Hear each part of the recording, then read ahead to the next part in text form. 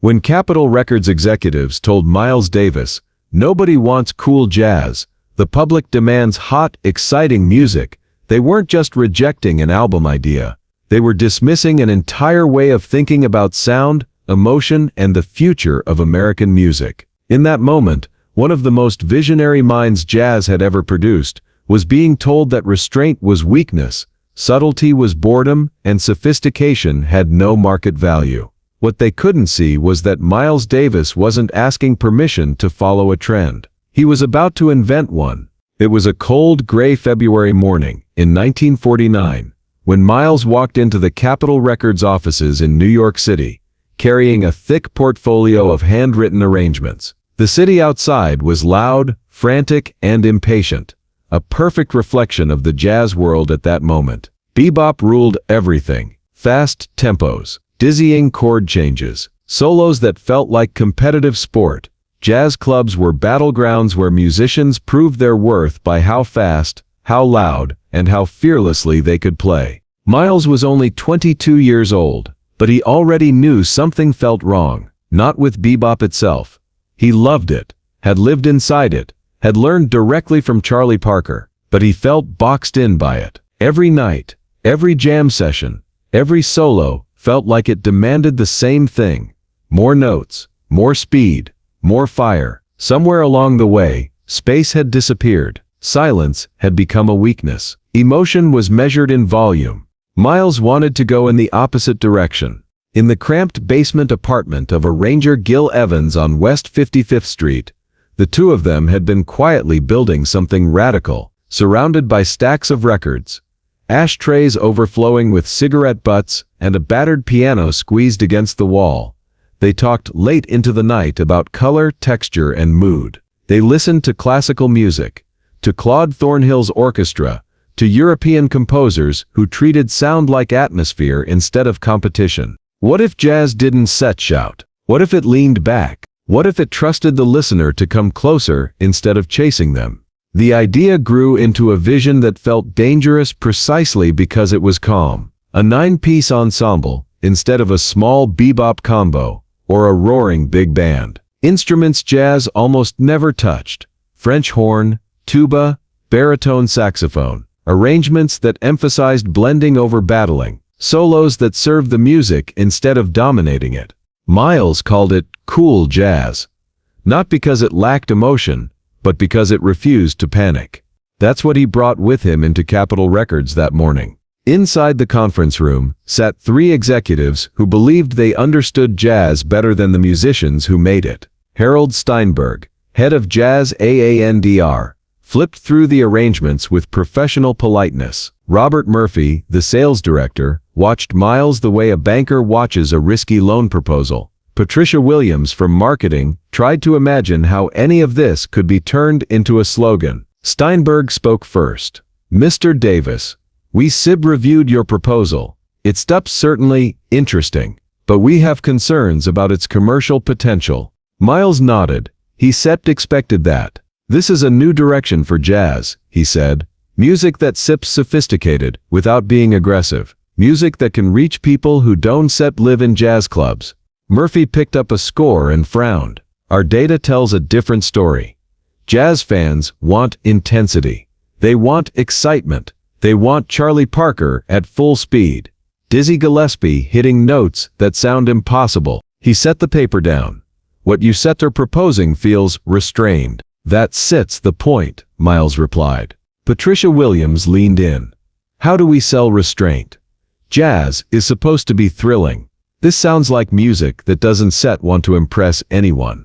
Miles felt the tension tighten in his chest. "You are assuming the audience only wants one thing," he said. "You are assuming nobody wants to listen closely." Steinberg sighed. "The way executives do when they think they being patient with an idealist. We respect your artistry, but we sell records, and records sell when people feel energy." Miles thought of Louis Armstrong changing everything with one trumpet, of Duke Ellington rewriting what an orchestra could be. "Those artists didn't wait for demand," he said. "They created it." Murphy shook his head. "Different era. Today SIP's market is unforgiving." The meeting dragged on. but the outcome was already sealed. When Patricia Williams finally said, "Nobody wants cool jazz," it landed like a verdict. Not cruel, just final. Miles gathered his arrangements slowly. He didn't argue anymore. He already understood something the executives never would. This music didn't need their belief. It needed to exist. When he stepped back into the cold New York air, disappointment gave way to clarity. If the industry wouldn't support the future, he would build it himself. That night, back in Gil Evans's basement, Miles told him everything. The rejection. The phrase that kept echoing in his head. Nobody wants cool jazz. Gil laughed, not bitterly, but knowingly. That just means they haven't heard it yet. They decided then that the project wasn't dead. It was just free. Through persistence, favors, and sheer stubbornness, Miles found an unlikely ally in Pete Rugolo, a young arranger working on the classical side of Capitol Records. Rugolo understood experimentation. He helped classify the sessions as experimental recordings, quietly pulling money from a budget that wasn't supposed to care about sales charts. 3 recording dates were secured. January 21st, 1949. April 22nd, 1949. March 9th, 1950. The musicians Miles assembled weren't just talented, they were curious. Jerry Mulligan, Lee Konitz, J.J. Johnson, John Barber, Bill Barber, John Lewis, Max Roach, Kenny Clark. Players who could have dominated any bebop stage, but who were willing to disappear into the sound when the music demanded it. The first session felt like stepping onto unfamiliar ground.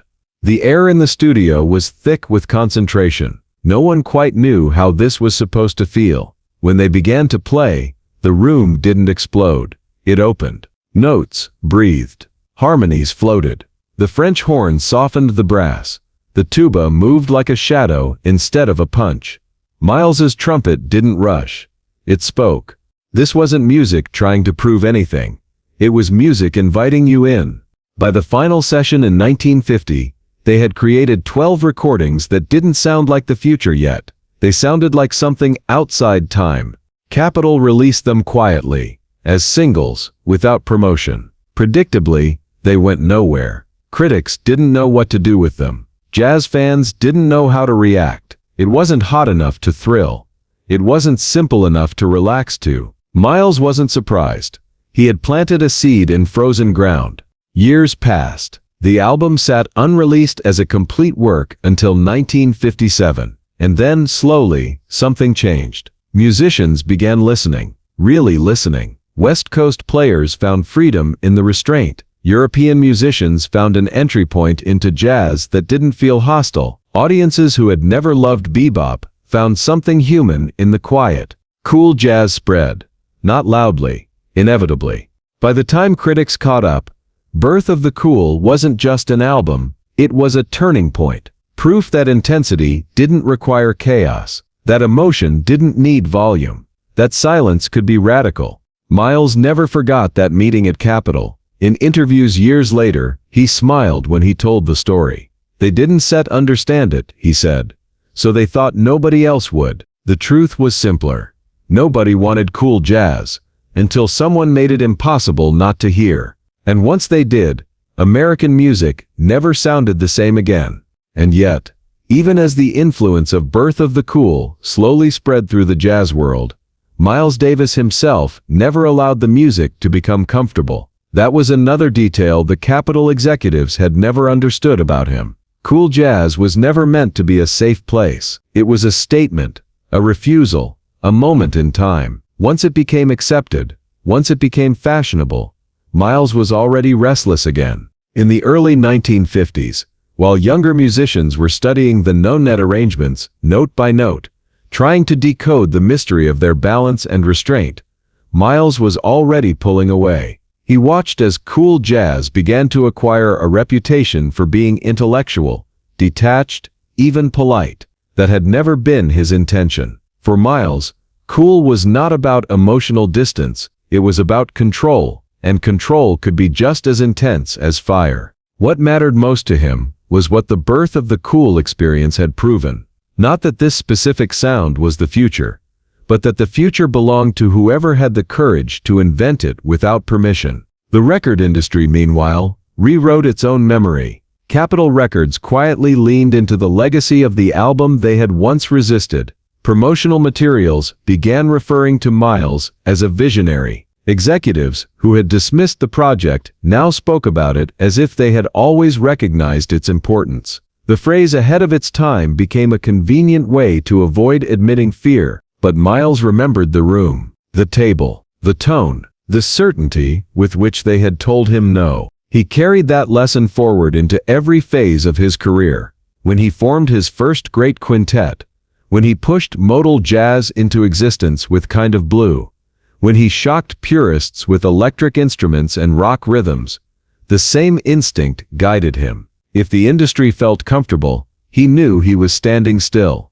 Birth of the Cool had also changed how musicians thought about leadership. Miles didn't dominate the Nun sessions with endless solos. He shaped the environment, trusted the arrangements, and let others shine. That philosophy became his signature. Over the years, his bands became incubators for future legends, not because he controlled them, but because he gave them space and demanded honesty. That idea, that restraint could be powerful, quietly leaked into American culture itself. Cool jazz didn't just influence musicians. It influenced attitude, fashion, language, film. The idea of being cool as a form of authority, of emotional precision rather than excess, found its way into everything from cinema to advertising. The whisper replaced the shout. By the time Birth of the Cool was universally recognized as a masterpiece, it no longer belonged only to jazz history. It had become a case study in how innovation actually happens, not through committees, not through market research, but through individuals willing to stand alone with an idea long enough for others to catch up. Young musicians studying the album decades later often misunderstood one thing. They tried to copy the sound instead of the courage. Miles had never asked anyone to repeat cool jazz. He had demonstrated something far more dangerous, that the artist's job is not to satisfy existing demand, but to expose the limits of it. When asked late in his life about advice for young artists facing rejection, Miles didn't romanticize struggle. He didn't pretend it was easy. He simply stated the reality he had learned in that Capitol Records conference room. If they understand it right away, he said, "You setrer, probably too late." The executives who once laughed as he walked out had been right in one narrow sense. In 1949, nobody wanted cool jazz. The world didn't know how to ask for it. The language didn't exist yet. Miles had to invent that language first, even if it meant speaking it alone. That is why Birth of the Cool still matters. Not because it sounds revolutionary by modern standards, but because it reminds us how fragile new ideas are at birth, how easily they can be dismissed, mislabeled, or quietly buried if their creators listen too closely to people who confuse familiarity with truth. Miles Davis never tried to convince the world it was ready. He simply made the record, trusted the music, and moved on. And in doing so, he left behind a blueprint for every artist who would ever be told that their idea was too subtle, too strange, too quiet to matter. Cool jazz didn't conquer the world overnight. It seeped in. It waited, and once it arrived, it never left. Just like the lesson behind it.